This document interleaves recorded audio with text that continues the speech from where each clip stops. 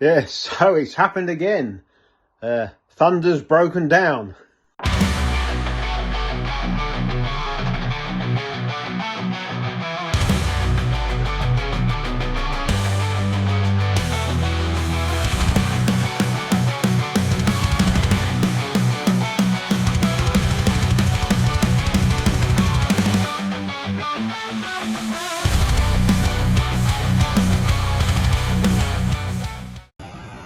So I debated whether to do a video on this or not.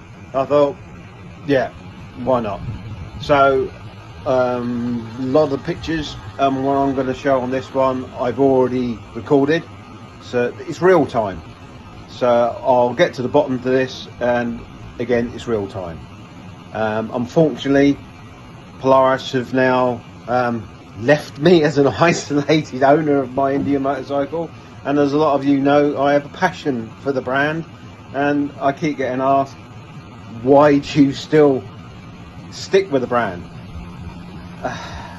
Just because they want to give bad service, why should I give up the bike I love? Yeah, so that's what's left of my motorcycle at the minute. Side panniers and the back box. I'll drop a photo in now. So I was travelling down to Chequered Flag the other day to do some assistance down there to help them out with bits and pieces.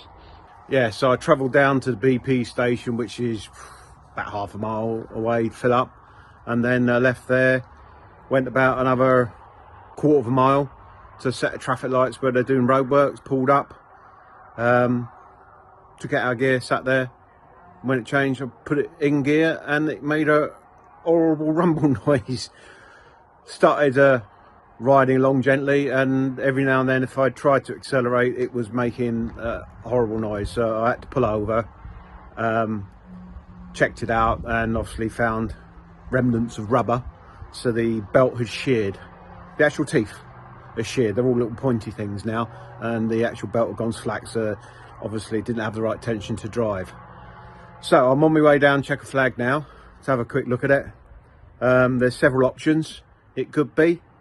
Had the tyre done recently, which I did myself, so I might have got the tension wrong. I don't think I did, but it will show a shiny wear on the side of the belt if it was the tension after the tension or misalignment from the tyre change. There's also an option that the belt was done 13,000 miles ago along with the pulley. Either it wasn't changed, which is not beyond the realms of possibility with all the crap I've had, or it's the wrong belt was put on.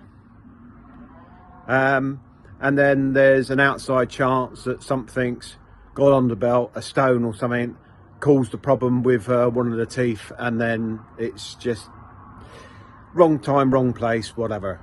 But yeah, I've got several options to have a look at, so I'm going to go over there, see if I can suss it out. New belt's been ordered, and when that comes, we'll obviously strip it down. I'll video when we do strip it down.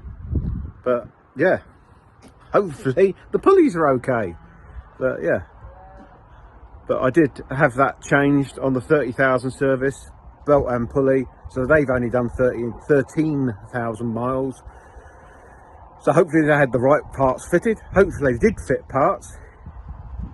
But yeah, the likelihood of it being the misalignment, if there was from the tyre, is very thin, small indeed. But yeah, I'll soon find out.